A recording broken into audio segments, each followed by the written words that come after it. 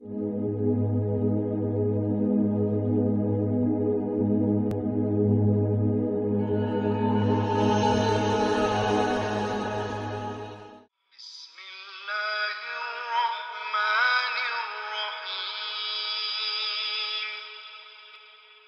sampai kita berpikir ketika kita baru patah hati, lantas dunia sudah berakhir. Masih ada Allah. Iya sih, tapi gimana dong hidup saya nggak bisa hidup tanpa dia. Ada Allah. Nanti setelah Allah tunjukin, baru kita bilang untung ya dulu diputusin. Ngomong gitu. Udah gitu kayak pamer gitu ke mantan nih biar dia nyesel. Wah, posting yang keren-keren, hasil editan, pencitraan. Karena salah satu prestasi kita tuh bisa bikin mantannya nyesel gitu kan. Astagfirullahaladzim. Enggak sih, dia mah gak nyesel, biasa aja. Artinya kegeeran kita doang kali ya. Wah, dia pasti udah nyesel nih, gua sekarang dokter. Dia udah nyesel nih, sekarang gua dokter. Dia udah nyesel nih, sekarang gua pengusaha sukses. Dia udah nyesel nih dan segala macam. Enggak pasti juga sih. Yang jelas kita jadi ngerasa benar ya, Allah menyelamatkan saya dari dosa. Coba kalau nggak diputusin dulu, mungkin kita sama-sama udah jadi pembuat dosa yang harus kita bayar mahal dosa-dosa kita itu di dunia dan di akhirat. Satu, oh gara-gara diputusin sama dia, akhirnya Allah mempertemukan saya dengan orang yang lebih tepat buat saya, bukan lebih baik ya. Karena lebih baik itu berarti kita menjudge. Belum tentu dia jelek, enggak. Yang lebih tepat buat kita. Dan dia juga dikasih yang lebih tepat buat dia. Karena kasusnya banyak teman-teman. Ada kasus seorang ibu yang sakit kanker dirawat di salah satu rumah teduh yang tempat istri saya tuh ditinggalkan oleh suaminya. Suaminya ketika tahu istrinya sakit kanker malah pergi ninggalin dia. Tapi di kasus yang lain justru ada seorang suami setia banget nungguin istrinya, ninggalin semua pekerjaannya, tinggal di Bandung untuk jaga istrinya berobat. Padahal istrinya udah nggak bisa menyenangkan dia sama sekali, tapi dia setia kepada istrinya. Ini kan masalah, Allah lebih tahu ya masa depan kita bakalan kayak gimana, kasus-kasus kita bakalan kayak gimana. Bisa aja dengan pasangan yang Allah kasih sekarang, dia lebih sabar dengan proses kita dalam pekerjaan. Nggak survive, gagal lagi, bikin usaha ini rugi, bikin usaha itu rugi. Tapi dia nggak pernah ngeluh, bukankah dia lah pilihan Allah buat kita? Nggak usah ngeluh, kalau gitu ujian. Artinya ada aja pasti kebaikan yang kita lihatlah sisi baiknya. Dan itu bukti kalau Allah alam yajidka yatiman fa'awa. Nah sekarang coba alam yajidka yatiman fa'awa ini kita lihat dalam kasus Nabi. Goalsnya sama, goalsnya supaya kita percaya sama ma wadda'aka rabbuka wa ma qala, itu intinya ya. Nah dalam konteks sirah Rasulullah SAW, kalau kita mau memahami alam yajidka yatiman fa'awa dengan membaca sirah, itu keren banget. Allah tuh bener banget ngomong alam yajidka yatiman fa'awa. Rasulullah lahir dalam keadaan yatim, Allah lah yang memfa'awakan Nabi. Dengan cara apa? Pertama Allah masukkan rasa cinta ke dalam hati kakeknya. Sehingga kakeknya menganggap Nabi sebagai cucu kesayangan di antara cucu-cucunya. Lalu Allah masukkan rasa cinta ke dalam hati ibundanya. Oh biasa Ustaz, banyak ibu yang gak sayang sama anaknya. Nah sekarang ibunya sayang banget sama anaknya. Aminah sayang banget kepada Muhammad SAW. Yang ketiga nih yang agak unik nih. Allah masukkan rasa cinta itu ke dalam hati ibu susunya. Halimah dari Bani Sa'di atau Sa'diyah namanya. Halimatus Sa'diyah. Kan ceritanya Halimah tuh mereka dari kabilah Sa'di itu, dari orang-orang pedalaman, biasanya suka ada musim kerjanya, suka ada kerja musiman. Nah kerja musiman itu apa? Nyusui anak-anak orang terpandang di kota Mekah. Sehingga beberapa cewek dari Bani Sa'di itu pada musim menyusui mereka datang, yang mereka udah bisa menyusui, mereka datang ke Mekah mencari anak-anak orang terhormat di Mekah untuk disusui. Tujuannya dua. Satu, mendapatkan bayaran dari profesi itu. Kedua, bisa mengikat hubungan kekeluargaan antara keluarga si perempuan ini dengan keluarga bayi tersebut yang ayahnya adalah kepala kaum. Itu tujuan menyusui pada masa itu. Dan kalau sudah diikat persaudaraannya jadi kayak koalisi gitu, jadi geng gitu kan. Kalau ada sesuatu yang terjadi kepada keluarga ini, nanti yang akan ngebelain mereka itu adalah kabilah yang mereka sudah punya hubungan tadi tuh. Mu'akhad namanya, atau punya kayak perjanjian gitu. Nah, ketika perempuan-perempuan, cewek-cewek dari Bani Sa'di datang ke Mekah, di antara mereka ada Halimah, mereka kan nyebar tuh. Sesuai dengan rekomendasi dari temennya, yang kenal dari sebelumnya, punya link apa segala macam. Datang ke rumah-rumah orang-orang terpandang di Mekah. Terus cewek-cewek itu pada satu persatu mendapatkan bayi untuk disusui. Ada yang dapat bayi dari anak orang kaya, ada yang dapat bayi dari anak pemuka kaum, ada yang dapat bayi dari seorang anak yang dermawan, apa dan segala macam. Banyak lah, pokoknya banyak keuntungan. Kecuali Halimah. Ketika yang lain udah dapat bayi-bayi keren, kamu dapat siapa? Saya dapat anak kepala suku itu. Wah, beruntung sekali kamu. Berarti keluarga kamu sekarang punya ikatan dengan suku yang paling kuat. Kan keren ya. Pertama bangga, kedua nggak ada yang berani dengan keluarga ini. Karena dia punya link kepada kabilah yang kuat. Kayak gitu berlaku dulu tuh. Terus kayak apa istilahnya ya? Zimmah. Nah, saya baru ingat. Zimmah. Jadi punya jaminan dari keluarga itu. Jadi nggak ada yang berani. Terus kalau kamu dapat siapa? Saya dapat anaknya Fulan. Wah, anak orang kaya dong, dibayar gede dong. Alhamdulillah kalau bahasa sekarang, untung. Tapi giliran Halimah ditanya, kamu dapat siapa? Muhammad. Muhammad siapa? Ayahnya udah wafat. Hah, kamu ngambil anak yatim? Terus yang bayar siapa? Gak ada. Hah, kasihan banget sih kamu gitu kan ya kalau bahasa kita ya. Halimah di antara ibu-ibu susu yang lain seolah-olah kesannya dapat yang paling tidak menguntungkan. Tapi ternyata kebalikannya. Kenapa Halimah kok memilih Muhammad di antara banyak anak bayi yang ada di Mekah? Karena begitu ngelihat Muhammad, Halimah langsung jatuh hati. Itu namanya fa'awa. Allah yang menjadikan Halimah jatuh hati kepada Rasulullah. Langsung jatuh hati. Akhirnya Halimah gak peduli anak ini yatim atau enggak, gak peduli dibayar apa enggak, gak peduli keluarganya kuat, kabilahnya atau enggak. Yang jelas saya sayang banget sama anak ini. Itu yang Allah lakukan dengan Halimah. Dipeluk oleh Halimah. Bahkan Halimah memperlakukan Nabi Muhammad kecil lebih baik daripada ibu-ibu susu lain memperlakukan bayi mereka. Karena dibayar, karena profesional. Kalau ini bukan profesional, ini cinta. Lebih dalam daripada sekedar profesi. Dan kayak gitulah cara Allah melindungi Rasulullah. Seandainya Rasulullah punya harta waktu itu, seandainya ayah Rasulullah masih hidup waktu itu, maka Rasulullah mungkin akan dititipkan kepada ibu susu profesional. Tidak sekeren Halimah. Tapi berhubung dia nggak punya harta, berhubung dia ayahnya udah meninggal, berhubung kakeknya itu nggak bisa membayar ibu susuan, akhirnya yang muncul, yang menyusui Muhammad kecil, justru seorang perempuan paling baik di antara semua ibu-ibu susu yang ada waktu itu. Yang paling ikhlas, yang paling tulus, yang kasih sayangnya paling besar, yang paling sayang kepada Rasulullah karena nggak ada motif yang lain. Ini cara Allah tuh keren banget ya. Kalau cara kita, nih gimana nih? Kasihan anak kita nggak ada uang, kasihan anak kita nggak ada kabilahnya nggak kuat, kasihan. Itu kan cuma logika kita. Ini namanya ilmiah. Tapi ada robbaniyah, ada logika ilmiah, ada logika robbaniyah. Kalau logika robbaniyah apa? Alam yajidka yatiman fa'awa. Itulah yang kita berlakukan dalam hidup kita kadang teman-teman. Kadang-kadang kita kan pakainya logika ilmiah ya. Gimana nanti kalau sakit nggak ada jaminan? Gimana nanti kalau udah lulus tapi nggak ada jaminan? Gimana nanti kalau ayahnya meninggal terus nggak ada warisan? Gimana? Ikhtiar mah ikhtiar aja. Cuman iman nggak boleh ngikutin ikhtiar. Dia terpautnya ke langit. Ikhtiar itu di bumi. Udah aja yakin sama Allah. Alam yajidka yatiman fa'awa. Saya anak tukang pangkas tapi kuliah di Mesir. Saya anak seorang ibu yang cuma ibu rumah tangga. Punya warung kecil di depan rumah tapi nggak pernah untung. Soalnya dimakan sama anaknya semua tuh, semua dagangan. Jual apa? Mak boleh ambil.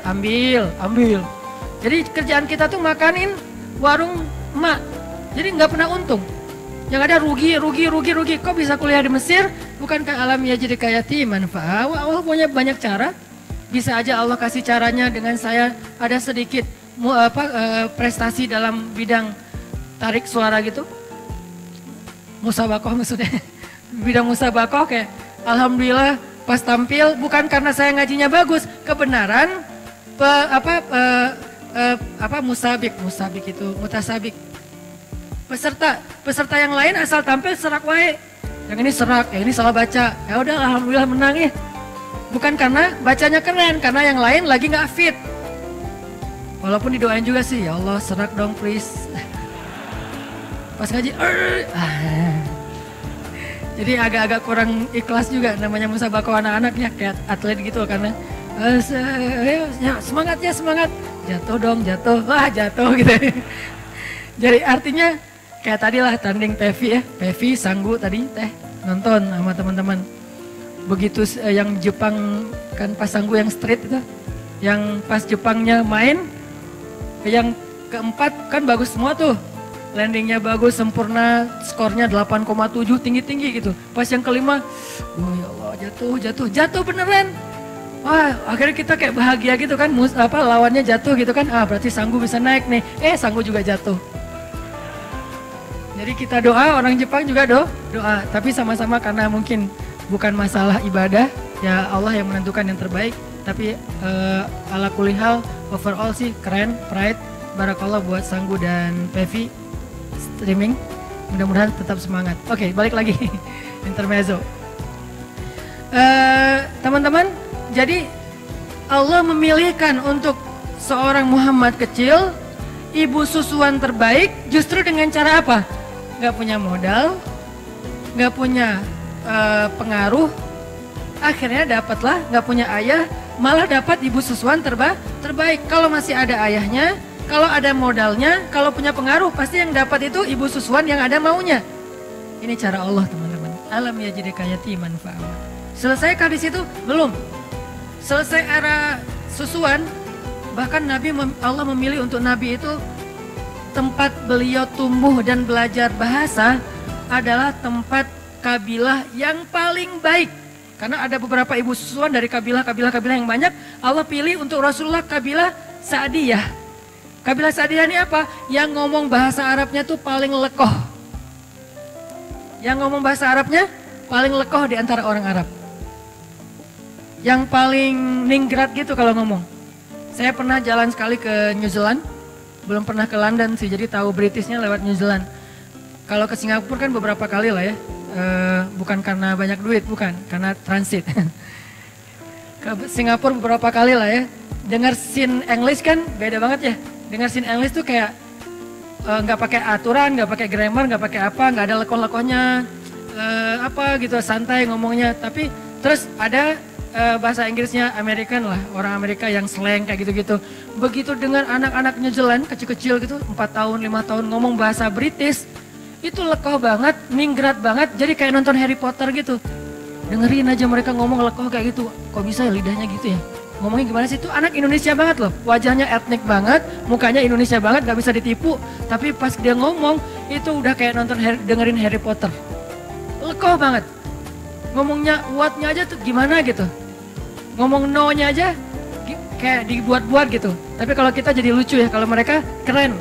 Nah Rasulullah tinggal di sebuah kabilah yang ngomong Arabnya tuh paling British.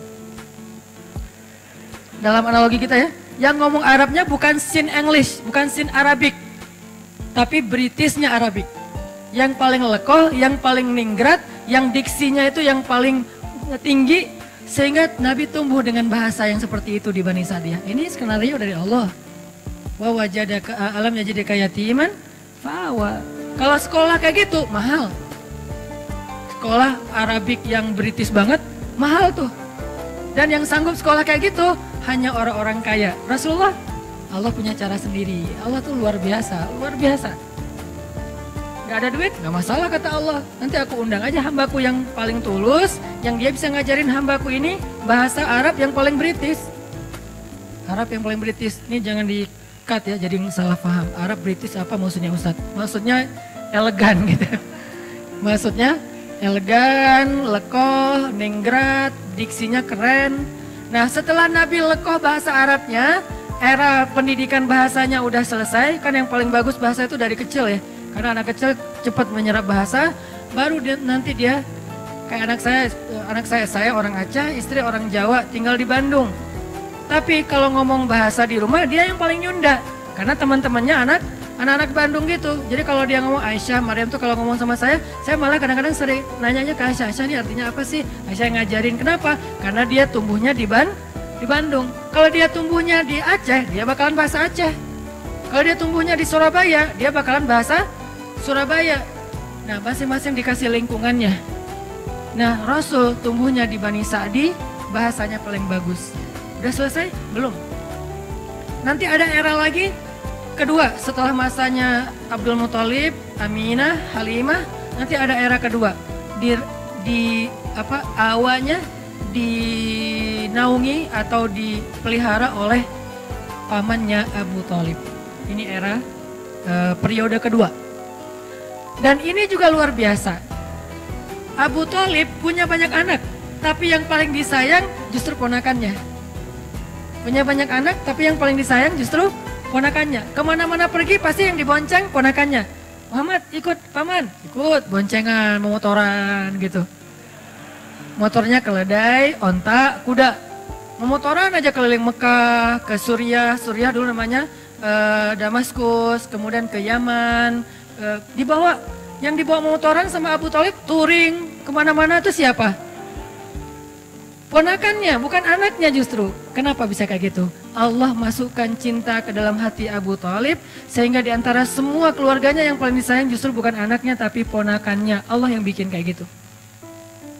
Sehingga karena sayangnya Abu Thalib kepada Rasulullah kecil, Muhammad kecil, akhirnya Abu Thalib tuh mikirin banget pendidikan Muhammad kecil. Mikirin banget. Gimana ya cara anak ini jadi seorang pemimpin? Anak-anak yang lain gak gitu-gitu amat. Tapi yang ini difikirin sama kayak seorang ayah mikirin nanti dia SD-nya di mana yang bagus ya? Browsing, banding-bandingin, komparasi yang satu dengan yang lain, harga, kurikulum segala macam kan ya? Nanti SMP-nya di mana ya? Nanti dia belajar ini di mana ya? Nanti dia belajar itu di mana ya? Sama kayak sekarang saya mikir anak saya nanti kalau yang dia laki-laki dia harus bisa satu. Buat saya pribadi ini subjektif banget ya. Karena saya mengkader dia rambutnya harus panjang, keriting, berarti dia surfing, skateboard. Karena model rambut udah dapet nih, kayak reggae banget lah ya. Surfing, skateboard harus bisa. Berarti di belakang rumah saya harus bikin mini rem. Biar dia latihan sendiri gitu, satu. Dari sisi mainnya. Dari sisi intelektualnya, mulai sekarang karena istri memang sama-sama belajar di Mesir, diajarin bahasa Arab. Jadi kita kalau ngomong rahasia dengan istri di rumah, udah ketahuan sama anak-anak, tahu. Walaupun mereka nggak bisa ngomong bahasa Arab, tapi ngerti kalau kita ngomong bahasa Arab. Saya misalnya bilang mau sesekali makan mie instan gitu kan ya. Kan biar anak-anak nggak ikut-ikutan, saya ngomongnya rahasia sama istri, pakai bahasa Arab, saya pengen makan makaronah gitu ya. Baba mau makan mie instan ya, gitu langsung. Ketahuan, nggak bisa rahasia-rahasiaan lagi. Atau mau keluar gitu, kita keluar berduaan yuk, tapi pakai bahasa Arab. Gitulah pokoknya. Jadi kita keluar berduaan yuk, nggak usah bawa anak-anak, pasti ketahuan. Kita mau ditinggal, kata mereka. Jadi karena udah dilatih di rumah dari sisi intelektualitasnya, bahasanya, nggak harus lancar ngomong, tapi ngerti secara listening. Terus Al-Qur'annya, pokoknya bagian saya mah main aja, bagian yang tadi pendidikan, apa segala macam, istri aja lah. Ngafal Quran, ngafal hadis, bahasa Arab, yaudah sama Umi aja deh. Sama Baba apa? Yuk kita jalan yuk kita main yuk. Bagian seru-seruan gitu. Supaya dia nanti, kalau saya cita-citanya, anak saya tuh, kalau laki-laki, tampilan reggae, tapi instalasi di dalamnya tuh, softwarenya Mekah. Jadi anak main tapi hafal Quran, pengennya mah, ya namanya juga orang tua kan ya. Nah Abu Thalib mikir banget buat Muhammad kecil. Gimana anak ini jadi seorang leader, gimana anak ini jadi seorang yang luar biasa, pemimpin umat, itu difikirin sama Abu Thalib. Kenapa kok bisa gitu-gitu amat? Allah titipin Muhammad kepada Abu Thalib. Alam yajidika yatiman fa'awa. Allah yang titipin. Kalau Allah titipin itu udah keren banget, udah pasti. Sehingga di sebelah Ka'bah itu teman-teman, sebelah Ka'bah itu ada sebuah spot, sebuah tempat kongres para ketua kabilah, pemimpin kabilah di Mekah, namanya Darun Nadwah. Itu di sebelah Ka'bah. Kalau sekarang mungkin jadi kayak makam Ibrahim gitu kan, kalau yang pernah umroh, daerah-daerah situ. Jadi sebelah Ka'bah ada tempat orang-orang kepala suku Mekah itu sering bikin kongres. Bikin meeting, bikin apa, ngomongin tentang kota Mekah, ngomongin tentang perdagangan, ngomongin tentang politik, ngomongin tentang perang dan seterusnya. Semuanya di situ, namanya Darun Nadwah. Nah biasanya setiap ketua kabilah kalau pergi ke Darun Nadwa itu mereka bawa anak kesayangannya yang laki-laki sebagai kaderisasi. Jadi pendidikan pada masa itu tuh bukan sekolah formal, ikut ayahnya, itu pendidikan pada masa itu. Bukan sekolah formal tapi ikut ayahnya, sehingga biasanya anak laki-laki nggak akan jauh-jauh dari ayahnya, anak perempuan nggak jauh-jauh dari ibunya.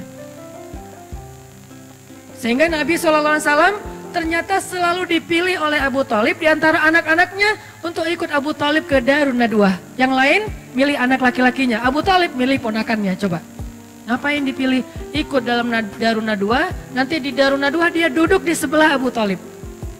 Duduk di sebelah Abu Thalib, dengerin gimana cara komunikasi dalam sebuah musyawarah, meeting, kongres, gimana cara meyakinkan orang kepada pendapat kita, gimana cara komunikasi yang santun, gimana cara debat yang baik, gimana cara ngatur pemerintahan, gimana tentang politik, gimana tentang jihad, gimana membangun koalisi, gimana, itu Muhammad semuanya dengerin di sebelah Abu Thalib. Kebenaran Abu Thalib yang paling bijak di antara ketua kabilah.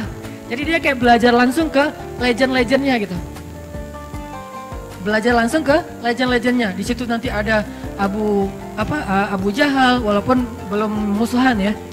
Abu Jahal masih dikenal Abu Al-Hakam. Jadi kalau ngeluarin kata-kata itu syair semua. Nabi jadi ngedengar, oh gitu ngomong yang diksinya bagus. Oh gini ngomongnya yang punya wawasan. Oh gini ngomongnya yang menyampaikan teori, analogi segala macam. Muhammad belajar kayak itu. Sehingga ketika Muhammad pulang ke rumah, anak-anaknya Abu Thalib mengupdate berita tentang politik Mekah lewat Rasulullah. Muhammad tadi ngomong apa di sana? Gitu coba. Padahal ayahnya sendiri kepala suku, tapi ayahnya memilih Muhammad kecil. Alam yajidka yatiman fa'awah.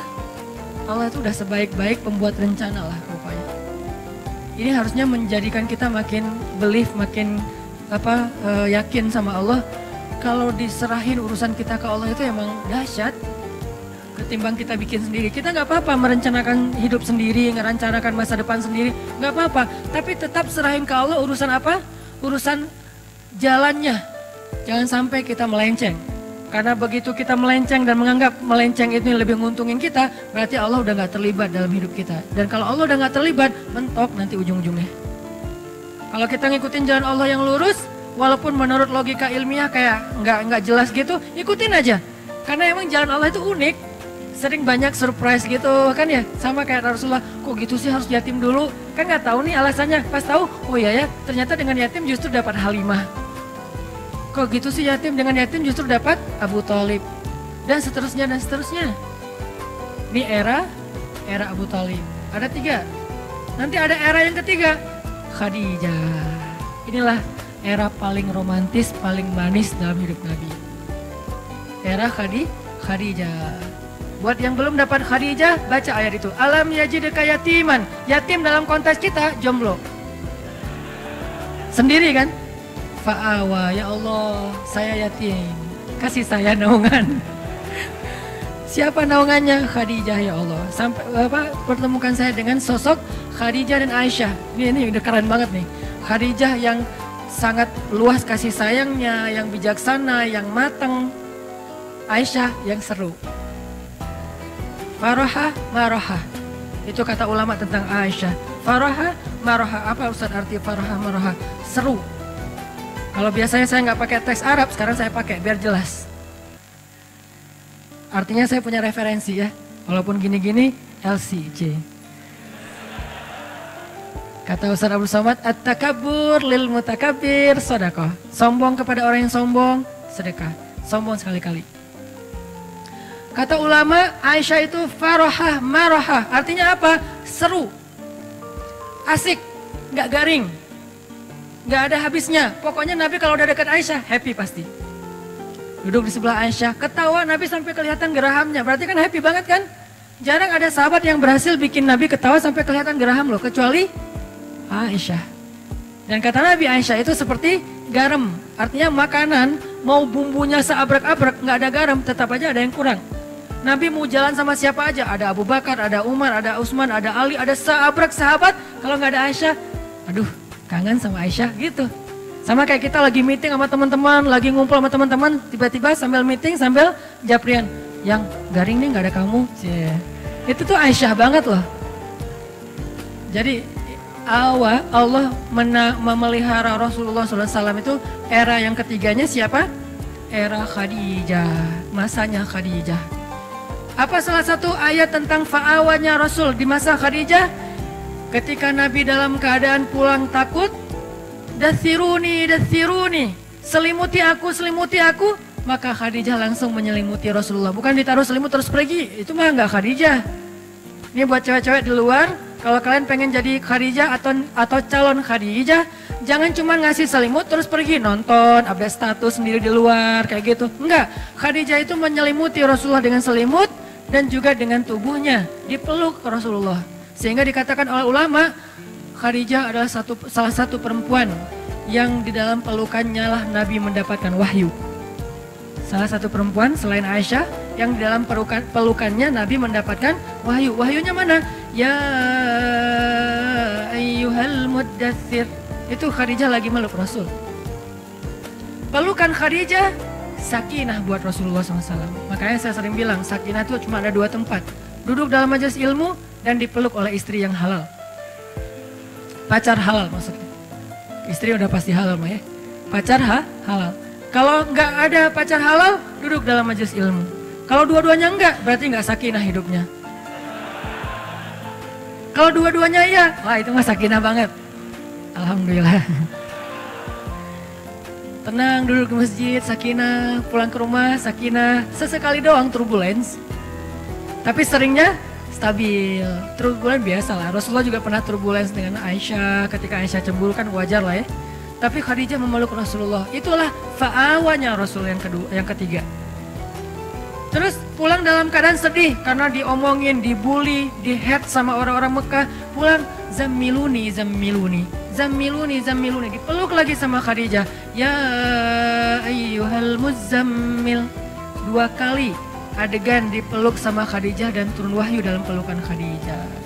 Ini artinya teman-teman, benarlah Allah alam yajidka yatiman fa'awa, dan itu artinya ma wadda'aka rabbuka wa ma qala. Sekarang kita bandingkan dengan Nabi Musa di surat Al-Qasas. Nanti teman-teman baca sendiri karena nggak cukup waktu buat kita baca sekarang, nanti baca sendiri di surat Al-Qasas.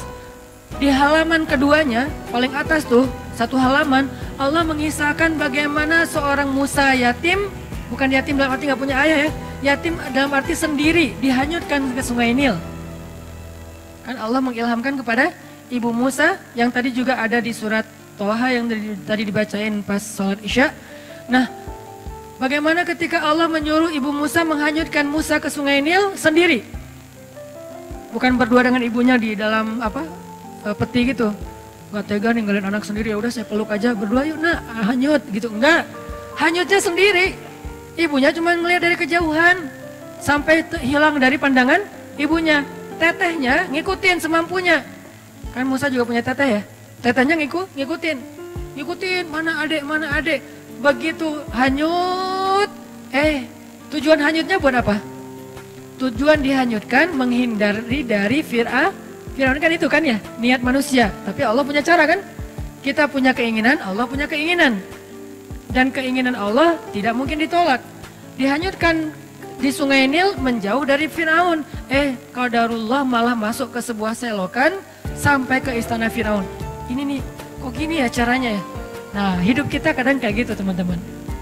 Gak mau sama dia, amit-amit sama dia. Dia juga yang jadi akhirnya sama kita. Hati-hati ya. Ini salah satunya nih. Gitu banget. Ya Allah, please jangan dia. Please jangan dia. 4 kali, please jangan dia. Saya cuma sekali aja, ya Allah please dia aja. Jadi, kenapa? Ya Allah, bukankah engkau yang mempertemukan Musa dengan Fir'aun? Bukankah engkau yang menitipkan Musa kepada istri Fir'aun? Maka titipkanlah aku ke dia. Beda, redaksi doa ustadz lah ya. Kita kalau doa ke Allah itu kadang-kadang boleh memakai sejarah teman-teman. Karena doa-doa para anbiya itu pakainya sejarah banget. Ya Allah, Zat yang mendengar lirihnya suara Yunus di dalam perut ikan. Sejarah kan? Ya Allah, Zat yang tidak membiarkan Ibrahim terbakar di dalam kobaran api. Ya Allah, Zat yang memberikan Musa jalan keluar ketika berada di depan laut. Ya Allah, ya Allah, ya Allah. Sebutin satu persatu sejarah tentang bagaimana Allah menolong hamba-hambanya. Baru yang ujung-ujungnya, tolong saya ya Allah. Itu keren banget doa kayak gitu teman-teman. Gak hafal Arabiknya, gak masalah. Pakai bahasa kita sendiri. Tapi baca dulu sejarahnya, jangan salah. Ya Allah yang menyembuhkan Nabi Sulaiman dari sakitnya 17 tahun. Bukan Sulaiman kata Allah, Ayub. Oh iya ya Allah. Jangan kebalik, udah pakai sejarah pede, salah pula gitu kan ya. Tapi nggak apa-apa sih, Allah maha pengertian lah sama kita ya. Arti pengertian apa? Bahasa Arabnya Raufun. Allah tuh maha pengertian banget sama kita. Tapi jangan disengaja. Ya Allah yang mendengar suara lirihnya Nabi Isa di dalam perut ikan. Kapan Nabi Isa dimakan ikan ya? Itu Yunus hambaku, ya Allah itu maksudnya. Ya nggak gitu-gitu apa juga. Tapi baca sejarah tersebutin dalam doa, itu keren banget tuh doa tuh. Ya Allah yang pada akhirnya memberikan seorang keturunan yang soleh kepada Zakaria. Kan gitu kan ya? Beri saya seperti itu. Dikasih Yahya. Ya Allah pengen banget punya anak yang nanti dia menjadi salah satu tokoh pergerakan yang membangun yang menyebarkan kebaikan agamamu, keadilan kepada orang-orang yang terzolimi. Ya Allah seperti seorang ayahnya pendiri Turki Utsmani. Panjang gitu. Beri saya anak laki-laki. Saya kasih nama Ertugrul Ghazi. Dikasih. Sebutin sejarah, baca sejarah, karena saya senang banget sama sejarah. Buat saya sejarah tuh kayak nonton film. Karena saya hobinya nonton, daripada saya cuma nonton film entertain, kenapa nggak nonton film sejarah? Nonton film sejarah bisa dalam makna nonton filmnya atau baca bukunya, itu keren banget. Nikmatin banget adegan-adegan sejarah. Makin tebal bukunya, berarti makin detail adegannya. Gini banget ya, wah luar biasa ya. Diulang lagi, biar adegannya tuh menghayati, kemudian disampaikan dalam bentuk storytelling. Sirah, sejarah para nabi. Itu pas kita berdoa baca kayak gitu tuh kayak kita kayak lagi nostalgia gitu sama Allah. Ya Allah kan Allah dulu pernah gini. Iya. Allah kan pernah gini. Iya. Ya Allah kan pernah gini. Iya. Sekarang giniin saya dong. Oh ya udah deh gitu. Jadi kayak asik gitu kan doanya kan ya. Tapi kalau doa ya Allah saya pengen ini. Apaan sih kamu? To the point banget sih jadi orang. Gak ada basa-basinya. Walaupun boleh banget sama Allah tuh boleh banget. Cuman kayak kurang romantis kan. Sama pasangan kita kalau mau minta sesuatu kan. Yang kan kamu baik sama aku, kan dulu kamu gini-gini, kan dulu panjang, nih udah ada maunya nih kalau kayak gini kan suka gitu kan kalau kita ya, iya aku mau gini nih, udah deh, karena udah dipuji-puji dari tadi tuh jadi kayak gimana gitu, ya udah sayang kasihan. Allah tuh bukan mau dipuji, bukan harus dibeli dengan kata-kata gombal, bukan. Allah berhak mendapatkan itu. Kalau manusia aja kita gituin, Allah lebih berhak mendapatkan itu. Bukan karena Allah pengen digituin, tapi emang Allah yang paling berhak mendapatkan semua gituin. Maksudnya semua pujian kita gitu. Itu teman-teman. Jadi balik ke Musa, akhirnya hanyut ke sewakan, masuk ke tempat pemandian keluarga besar Firaun ditemukan. Intinya ada kalimat yang tadi saya baca di surat Thaha, ini kata kuncinya. Wa alqaitu ilaika mahabbatan minni walitusna'a ala aini. Itu kata kuncinya. Ketika ditemukan oleh keluarga Firaun, diberikan kepada istrinya Firaun, qadarullah istrinya Firaun belum punya anak. Itu skenario Allah. Istrinya Firaun belum punya anak. Begitu ngelihat bayi itu, wa alqaitu ilaika mahabbatan minni. Tiba-tiba aku masukkan mahabbah, cinta dariku ke dalam hati perempuan itu supaya dia mencintaimu, jatuh hati. Ini Allah yang bikin. Itu bukti ayatnya. Wa alqaitu ilaika mahabbatan minni. Aku masukkan cinta dariku kepadamu melalui seorang perempuan yang menemukanmu. Walitusna ala aini. Kemudian kamu dibesarkan di istana itu dengan pengawasan dari aku. Allah yang mengawasi. Walitusna ala aini. Kamu dibesarkan, kamu diperlakukan, kamu diapa-apain di dalam istana, ala aini, aku yang mengawasi. Coba.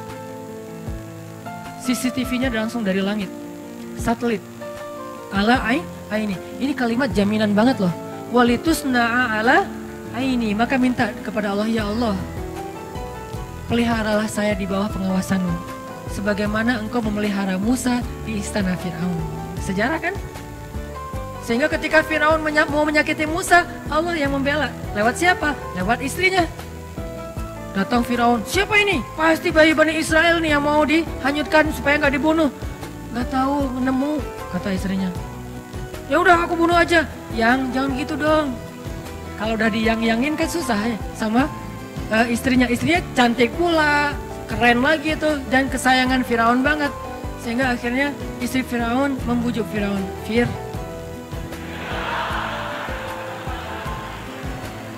kata istrinya, Fir, qurratu ainin li walak. Bahasa Al-Qasasnya, qurratu ainin li walak. Anak ini nyenengin banget loh, kan aku gak punya anak, aku gak nyalahin kamu kok. Tapi ternyata Tuhan mengasihi kita, memberi kita gantinya. Ini anak qurratu ainun li walak, nyenengin banget. Kamu seneng kan ngeliat dia? Enggak, qurratu ainin lek laisa li. Kamu, saya enggak. Dia, kamu dong yang cinta sama dia, saya enggak, biasa aja. Ya udah nggak apa-apa, yang penting kan kamu seneng kan? Kalau aku seneng, iya sih, ya udah. Beres. Ini cara Allah, walitusna'a ala aini. Kamu dibesarkan di situ dengan pengawasanku. Aku yang ngebelain kamu, aku yang menjaga kamu.